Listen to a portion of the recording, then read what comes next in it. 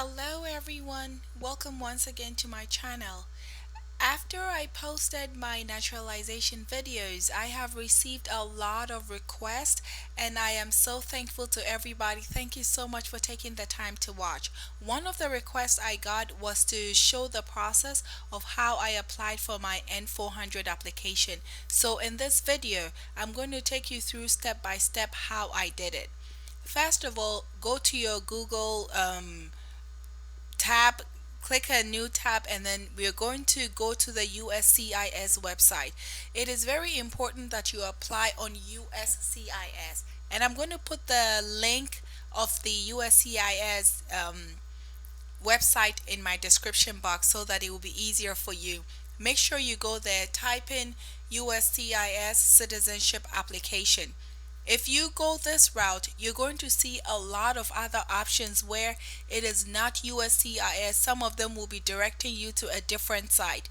Don't do that. Just make sure you see www.uscis.gov. That's where you need to click. So as you can see, it says apply for citizenship, and then you see where I'm showing the cursor, it says uscis.gov. Don't use any other thing that said file flight, please, because I tried it before, it didn't work for me. So let's hit that and go to apply for citizenship on the USCIS website. Once we do that, we're going to look at it said 10 steps to naturalization, understanding the process of becoming a US citizen. And it goes through a couple of things where it says N-400 application form. So if you see where my cursor is, that's exactly where I clicked. So I'm going to chip this in real quick for you. I'm going to advise that you apply for this application online.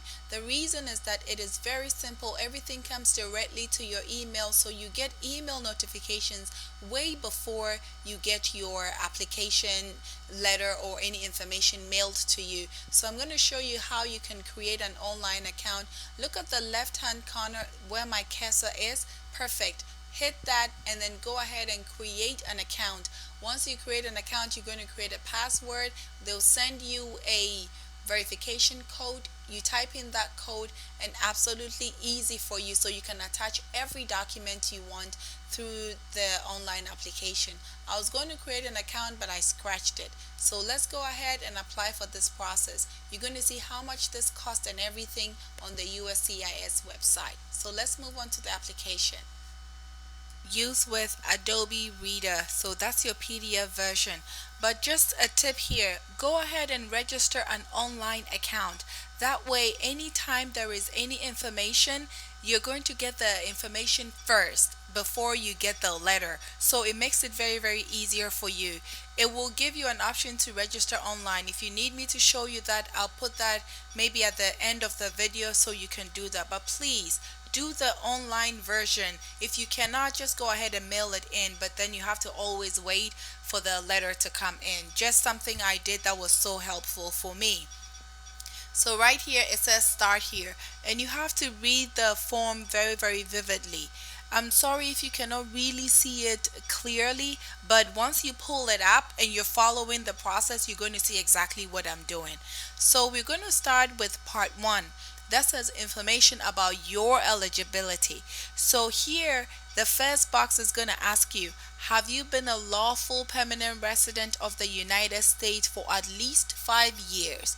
And then the next one is, have you been a lawful permanent resident of the United States for at least 3 years? In addition, have you been married to and living with the same U.S. citizen spouse for the last 3 years, and your spouse has been a U.S. citizen for the last 3 years at the time you filed the form N-400?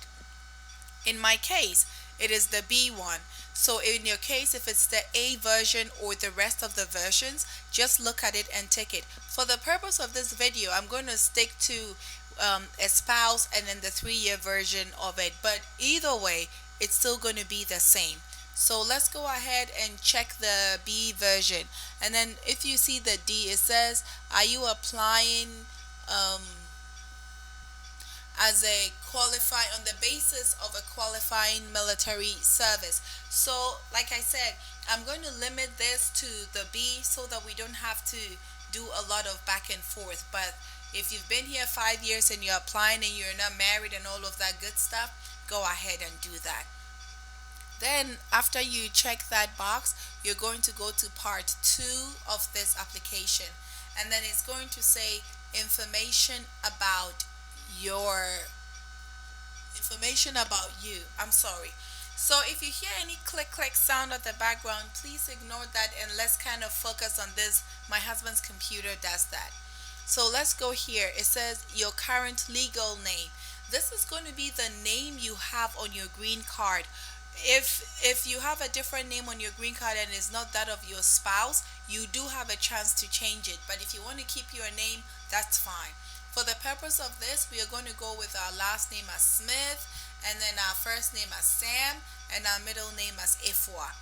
If you're watching this and you see the name and you recognize it, yes, it is a name from Ghana and it's a Friday born. So over here, question two said your name exactly as it appears on your permanent resident card. So this was what I was talking about. If you have a different name you're using now and it's not the same on your permanent green card, then that's when you put that over here. That way, both the names that you've had shows over here. And then information about you, it still continues down. So when you come down here, it's going to ask you names that you've previously used, and that's where you're going to fill in if you used any names before.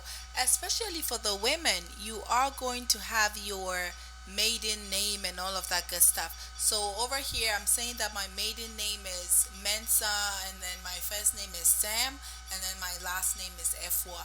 And if you had been married before and you ever used a different name, this is also the part where you put that information right here. And then once you fill that in, we're going to come here and answer a couple of questions as well.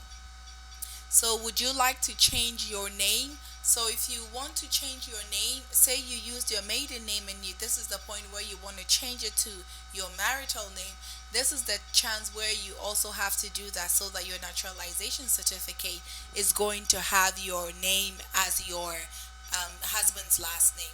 But if you're not going to change it, go ahead and hit no for that. So would you like to legally change your name? You can go ahead and check no for that. And then that's it. If you hit yes, then you put the information that you want. Over here, it's asking for your social security number, which you're going to have, and then your USCIS online account. Even though I created an account, I didn't see an online account number, so I did leave that blank. It really doesn't matter, but what you want to do is write NA over there so that you really are not leaving a lot of things blank on your paperwork. And then it's going to ask you for your gender. So I am a female, I check female, and then it's going to ask for your date of birth. Same way, just make sure it's month, day, and year. If you're applying for anything in America, 9 out of 10 is month, year, and the month, day, and your year. And then date you became a legal date you became a lawful permanent resident. So that's going to be that date on your 10-year green card. It's going to show the exact date that you had your permanent resident card. So go ahead and put that date right here, and then it's going to ask for a couple of good information that basically you have filled on your 2-year green card application, you filled on your 10-year green card application. So your country of birth, you put that, and then your country of citizenship or nationality, which is going to technically be the same. So I put Ghana for my country of birth and Ghana for my country of citizenship. It says, do you have a physical or developmental disability or mental impairment that prevents you from demonstrating your knowledge and understanding? So some people do have some mental disabilities. For the purpose of this, we are going to hit a no because we don't have that. But if you do, go ahead and check that, and then the rest will follow. It says if you answered yes, then you have to complete a form 648, which we are not going to complete that because that does not apply to us. It says accommodation for individuals with disability or impairment. So for the most part, this part you're going to check a no, And then once you check the no, you go ahead and move on. There is no need to put NA because once you check no, then we already know you don't have any further explanation for this good stuff.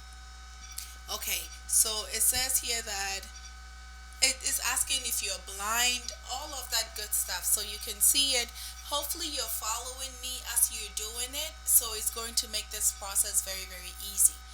So, of course, we come to part four.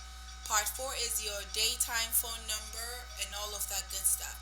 Now, for me, I put the same cell phone number that I have for everything because I figured that is my daytime number, that is my evening number, and it doesn't really make a huge difference. But if you have a home phone and all of that good stuff, go ahead and add your home phone and all of that. But if you have just one number, for the purpose of not leaving anything blank, I did write that. But if you don't have it, you can also use NA. If you write NA, it still serves the same purpose. It doesn't really make a huge difference there if you don't have one.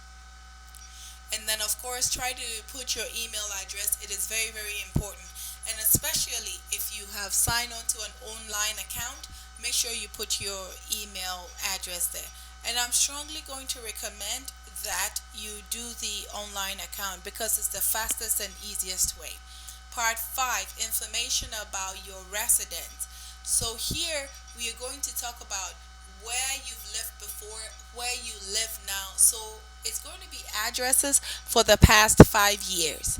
Obviously, it's going to be different. It's going to be similar to your 2 year and your 10 year, but if you've moved around a lot, like some of us have, then you're going to have a couple of addresses. Just make sure you remember all of this good information and then you key in all of that. So over here, I kind of put in some fictitious address right here just for the purpose of this video. So key in all of your addresses, and then if you do need additional, you have to add additional addresses, you can print this page and add more to it. So that's really self-explanatory right here. I'm not going to go too much details into it. Unless you have a specific question for me, then you could go ahead and ask me in the comment section and I can do that for you. But if it so happens that you've not really moved around a lot, go ahead and put NA to the spaces where you have not moved. And then let's go on to part 6 of this application. So part 6 says information about your parent, and it says if neither one of your parents is a United States citizen, then skip to part 7. So since that's not the case, we're going to go ahead and skip to part 7 of this application, and that is going to be your biometric information. So over here it says USCIS requires you to complete the categories below to conduct background checks. If and then it says see the form N-400 instructions for more information. So we're going to go ahead at this point and fill this out. So it says your ethnicity. So you choose whether you're Hispanic, not Hispanic. So over here for this, I am going to choose not Hispanic. And then we're going to go to the next one. It says your race. So I'm black, so I check black. And then your height. So you're a 4'4", whatever your height is. Go ahead and put that, and then put your weight. If you can't remember, get on a scale or give an approximation of how much you weigh, because that's going to also appear on your naturalization certificate. So it's better if you get the right one. And then your eye color, and then your hair color. So let's go ahead and fill all of that good stuff out, and then we're going to move on to part 8, information about your employment and schools you have attended. So over here we're going to list where we have worked or schools we have attended. This is pretty much self-explanatory. So wherever that you have worked, go ahead and list that. If you have never worked, go ahead and put unemployed, and that's okay as well. So if you put unemployed at the first section, you can just go ahead and for the second one and everything that follows, put NA for that, which is also some good stuff right there. So again, this really is self-explanatory. Let's just fill that part up, and then if you do have a question about this, go ahead and follow me on Instagram and shoot me your question, or leave it in the comment section. I'll be more than happy to answer for you. So we're going to move to part 9 since this is really done right here. All right, so part 9 says time outside the United States. So this is going to be talking about if you've traveled outside of the United States since you've been here. So here, question 1 says, how many total days, 24 hours or longer, did you spend outside the United States during the last 5 years? So in my case, it was 0. So I just put 0 days, and then it says, how many trips of 24 hours or longer have you taken outside the United States during the last 5 years? So that was also a 0 for me as well. But if you have the case where you have been outside the country since you've been here, go ahead and fill it in part 3, the boxes that they give you down there. Go ahead and put in all of the good stuff right there, and then your dates and all of that is the date you left the United States, the date you returned to the United States, that good stuff. Since it's a no for us, we're going to go to part 10. What is your current marital status? So we're going to check married for this, and then if you are married, is your spouse a current member of the U.S. Armed Forces? So go ahead and check yes or no for that. How many times have you been married? So if you've been married more than once, go ahead and put that. But it's also counting the person you are married to right now. So if you have two separate marriages, you're going to write 3. If you only have one marriage to the person you're married to, you're going to have one marriage, if it makes sense. So do all of that and put all of that good stuff information there. So it's going to ask you for the names of your spouse, but it's going to start from your current spouse. So let's fill that out if you have anything to fill over there, and then you put the date of your marriage, the date the marriage entered. Really, for this part, again, it is self-explanatory. So fill in the date you got married and all of that good stuff right there. And then you put your current spouse home address. So that's also, it's going to ask you for that. And really, most of the time, that's going to be the same address that you guys live at, unless your spouse is in the military and all of you are moving around for the most part, and he is stationed somewhere in your station, your home, then you're definitely going to have a different address. And it says, if you answered yes, is your current spouse a U.S. citizen? So you answered yes. If you answered yes, go to item number 6. So item number 6 says, if your current spouse is a U.S. citizen, complete the following. So when did your spouse become a U.S. citizen? So if he was a citizen at birth, just go ahead and do at birth. If it was a naturalized citizen, then you're going to check the B box, and then you complete all of that good stuff with which date he became a naturalized citizen and all of that nice information that USCIS requests for. And then it says that if your current spouse is not a U.S. citizen, complete the following information. So it's the same thing. If it's not, then you're going to put the country that they are citizens of, and they're going to ask you for their lawful permanent number and all of that good stuff. So question 8, how many times has your current spouse been married, including annulled marriages to other people and marriages of the same person? So over here is basically the same question they're asking you. So if you're the only person that they're married to right now, you put 1.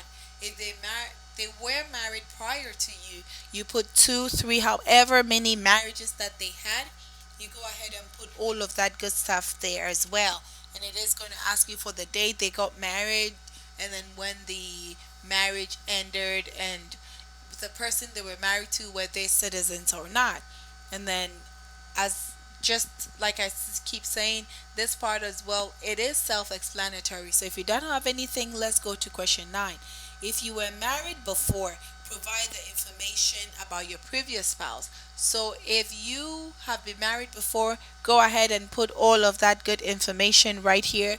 If you have not been married before, then we are going to move on to part 11. which talks about information about your children. Indicate your total number of children. You must indicate all children, including children who are alive, missing, or deceased, children born in the United States or in other countries, children under 18 years of age or older. So, this is really for if you have kids. So, in our case, we do have two children together. You put the number of kids that you have in part question one, and then question two, you go ahead and put the names of the kids as well, and their date of birth, and then their country of birth, and all of that good stuff. Some people have their kids born out of the country. You put all of that good information. So once you've finished, and then they're going to ask for the address. 9 out of 10, the parents and the kids live together, so you put the address where you guys are living. And if you don't have a third child, go ahead and put NA. And then for the fourth child, put NA as well, because it goes up to four children. If you have more than four children, you can reprint this page and then fill out the rest of the children. If you're doing it online, you can leave it in a note section. Um, I honestly cannot speak to that because I didn't have more than that. So all of this good stuff is done. Let's go to part 12. Part 12 talks about additional information about you, the person applying. So this is the same questions they are going to ask you when you get to the interview. This Their questions like, have you ever claimed to be a US citizen in writing or any other way? Have you ever registered to vote in the federal election? Have you ever voted in a federal election or state or local? So this is a whole bunch of eligibility questions right here. And I had to adjust my camera to make sure every good stuff is right there. If for whatever reason you answer yes to any of the questions, you can go ahead and go to question number 9B, and it gives you that box. So really this is for if you answer to question 9. Excuse me. This is for question 9. Have you ever been a member or involved in any way associated with any organization, fund, foundation, club, all of that good stuff? If you have been associated with anything like that and you hit yes, the 9B gives you the opportunity to explain which group, which year you are a member of that group, and then all of that good stuff right there. And then let's go to question 10. Have you ever been a member or in any way associated with either directly or indirectly with the Communist Party, any other it is a lot of questions. So just make sure that you answer everyone truthfully. So if all of your answers are going to be a no on this, then this is going to be a very, very easy process for you to go through. And if you have any yeses there and you need to explain it, go ahead and explain it. This questions goes down all the way to, it is a lot, so I kind of wanted to skip through it, but you really can understand it unless you want me to read every single question. I'm pretty sure you don't want me to do that. So we're going to go ahead and move on to question number 44. It says, are you a male who lived in the United States at any time between your 18th and 26th birthday? If it doesn't apply to you, you hit no, move ahead. But if you had a child that is also applying with you, then they need the name of the date, I'm sorry, of when they're registered with selective services, and then your selective service number. When you get to question 45 through 50, I need you to slow down, because here is going to ask you really about the oath of allegiance. So you want to slow down and answer correctly. Do you support the Constitution and the form of government of the United States? And then, of course, is a yes. Do you understand the full oath of allegiance to the United States? You hit yes. Are you willing to take the full oath of allegiance to the United States? And that's the oath of allegiance you take to become a citizen. And if the laws require, are you willing to bear arms on behalf of the United States? 49. If the laws requires it, are you willing to perform non-combative services in the U.S. Armed Forces? And then the last one is, if the law requires it, are you willing to perform work of national importance under civilian direction? So you're going to answer these same questions at the interview as well. So if you have a no to that, then just prepare yourself for the answer why you think is a no and why you do not support, and you don't think that if the law requires, you're going to perform non-combative services for the United States Armed Forces. So really, just slow down at 45 because you go into the groove of you have no for everything up to 44, and then you might think that this is part of those questions, and then you're going to get into trouble when you're going to hit all no's. So pay attention to 45 and 50. Then once we are done with that, we're going to go to part 13, applicant statement, certification, and signature. So it says select the box for the item A or B in item number 1. If applicable, select the box item number 2. So your question is applicant statement regarding the interpreter. So if you apply this using an interpreter, um, that's going to be a whole new game. But for the purpose of this, I'm going to say anybody watching this and applying is applying without the help of an interpreter. So the A part says, I can read and understand English, and I have read and understand every question and instruction on this application and my answer to every question. So really, we are going to leave this as is because the next one is about if you're using interpreters and all of that good stuff. Because we are not, we're going to go ahead and move on to applicant's signature. So on this same part 13, scroll down and we are going to have applicant's signature, and that's where we are going to sign. Since you're doing this electronically, your signature is going to be your name. So you're going to type your name right there, and then you're going to, so you see applicant signature right here on the paperwork, and that is the third part where the arrow is going to ask you for a signature. So I did type in my name and then the date that I put this application through.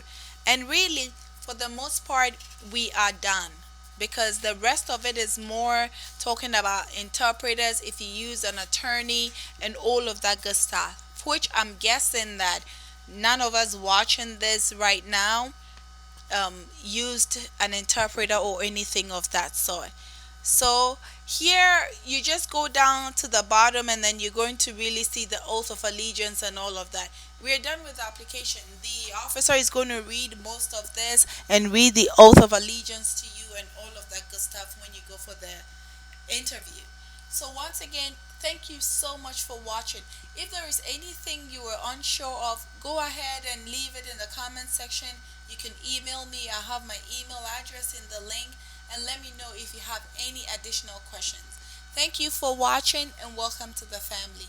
Bye everyone. I wish you all the best in your application, and I hope to hear from you soon announcing that you got your citizenship. Bye.